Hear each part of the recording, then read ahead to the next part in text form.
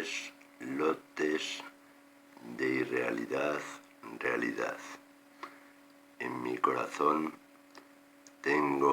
mantengo sobras, obras de inquietudes,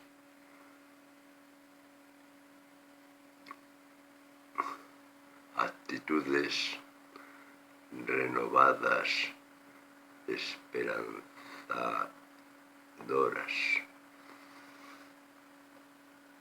y alientos sentimientos gastados, usados, testigos, amigos de viejos, añejos, empeños, sueños, baluartes,